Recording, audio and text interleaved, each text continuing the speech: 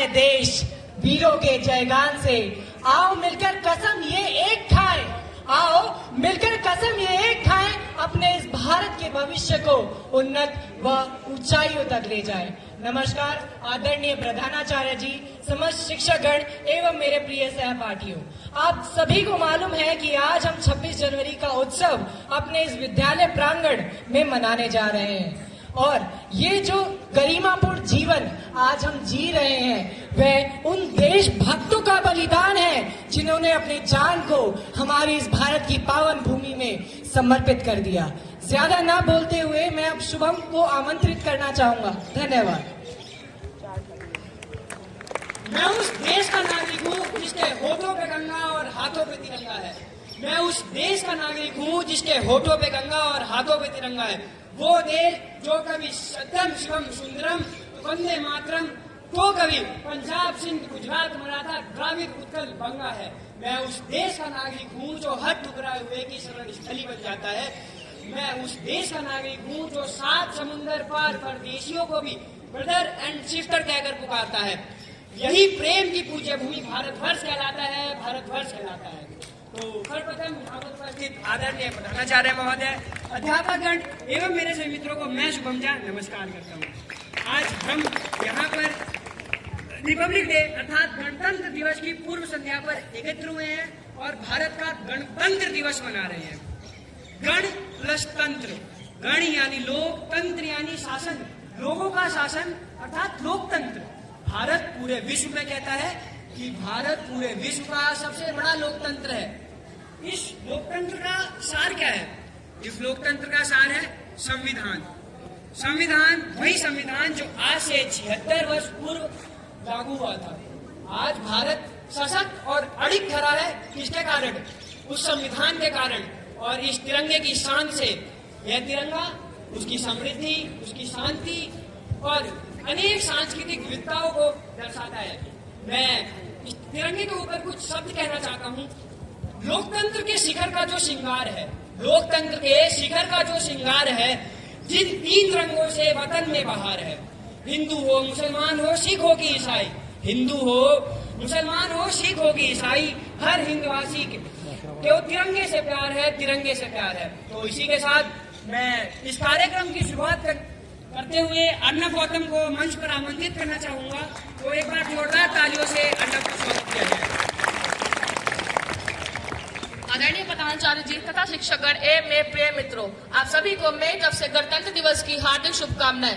मैं अर्नब गौतम कक्षा 8वीं का छात्र आज आप सभी के सामने गणतंत्र दिवस के ऊपर एक भाषण लेकर प्रस्तुत हुआ हूँ। 26 जनवरी जिसे हम सभी भारत देशवासी गर्व से गणतंत्र दिवस के नाम से जानते हैं, यह दिन हमारे देश के लिए एक बहुत ही महत्वपूर्ण दिन है। इस दिन यानी 26 जनवरी 1950 को हमारा भारतीय संविधान बनकर लागू हुआ था। हमारा भारतीय संविधान विश्व का सबसे बड़ा लिखित संविधान है जो कि हमें समानता, स्वतंत्रता तथा न्याय के साथ जीने के लिए प्रेरित करता है। हमारे भारतीय संविधान के निर्माता का नाम डॉक्टर भीमराव अम्बेडकर था, जिन्हें हमारा संविधान बनाने के लिए 2 साल 11 महीने 18 दिन का समय लगा। इस दिन दिल्ली के कर्तव्य पथ पर भव्य परेड का आयोजन होता है जिसमें हमारी सेना हमारी संस्कृति और हमारे विकास को दिखाया जाता है। गणतंत्र दिवस हमें कई आदर्शों के लिए प्रेरित करता है, जैसे कि हम सभी को अपने कर्तव्यों का पालन करना चाहिए तथा देश की प्रगति में योगदान देना चाहिए। तो आइए हम सब मिलकर अपने देश को बहुत बेहतर और मजबूत बनाने का संकल्प ले।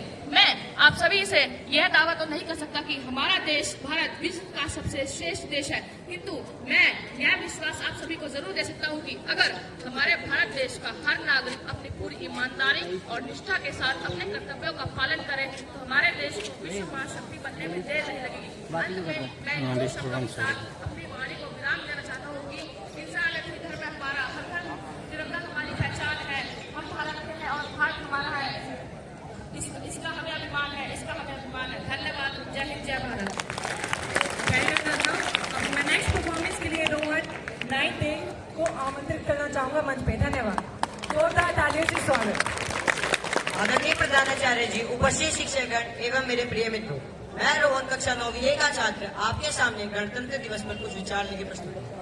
दोस्तों, जैसा कि आप सभी जानते हैं कि आज 25 जनवरी 2025 हम अपने देश का 76वां गणतंत्र दिवस मनाने के लिए एकत्रित हुए हैं।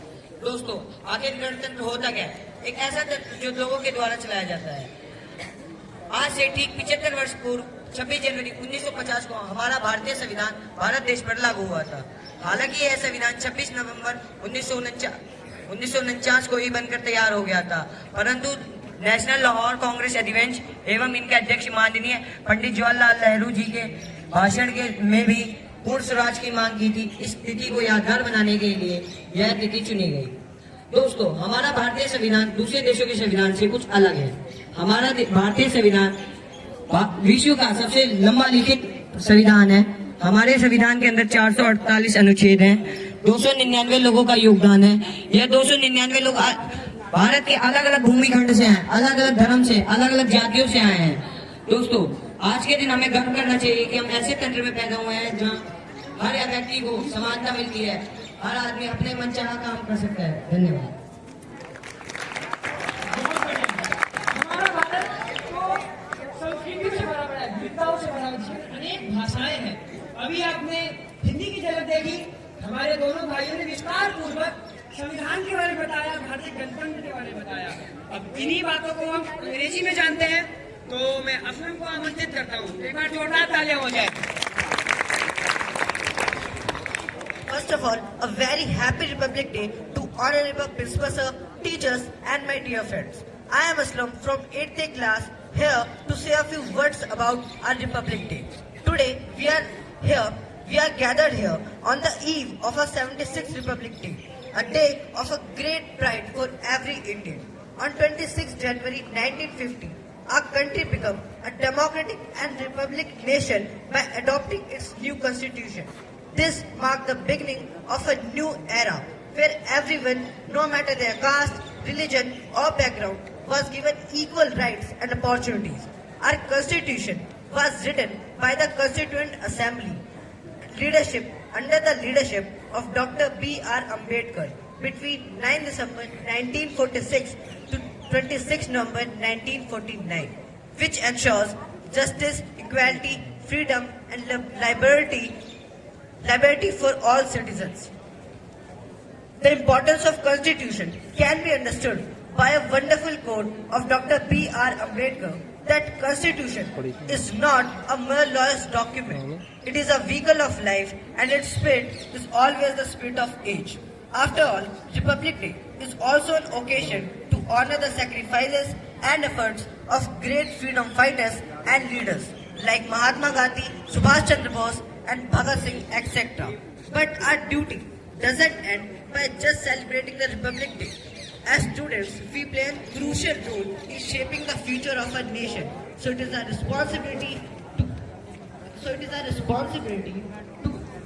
to study well, help each other, and understand the values of our Constitution. As I conclude, let us all take pledge to fulfill our responsibilities, work united for the bright future of our nation, remembering these words, that ask not what your country did for you, ask what you can do for your country. Jai Hind, thank you. तो शरीर की बातों को आगे बढ़ाते हुए अपनी कद्रदानी को इस तरह न छिपाइए, अपनी कद्रदानी को इस तरह न छिपाइए। अगर प्रस्तुति पसंद आई हो तो तालियां तो बजाइए। सौरभ 11th A क्लास को बुलाना चाहूंगा। तो Saurabh. Good evening.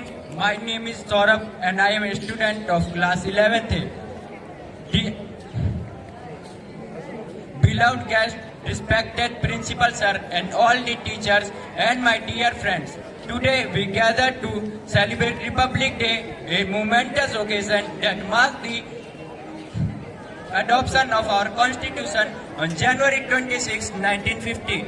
This day is a reminder of vision and sacrifice of our great leaders who dreamed of a democratic and sovereign India. The Constitution drafted under the leadership of Dr. Bhimrao Ambedkar guarantees justice, equality, liberty and fraternity to every citizen, shaping the foundation of our nation. Republic Day is not just a day of celebration but also a day of reflection. It reminds us of our responsibilities as a citizen to uphold the values enshrined in our Constitution. we must work together to eliminate inequality, promote unity, and build a nation where every individual has equal opportunity to thrive. Let's also pay tribute to the brave soldiers and our freedom fighters who dedicated their life to securing our independence and our sovereignty. Their sacrifice inspires us to contribute to the progress and development of our nation. As we hoist our national flag, let's take pledge to remain true to the ideal of our forefathers and work tirelessly for a brighter future together. We can make India stronger, united and prosperous. Thank you for your time and attention. Let's make this day and every day moment inspiring and momentful. Jai Hind, Jai Bharat.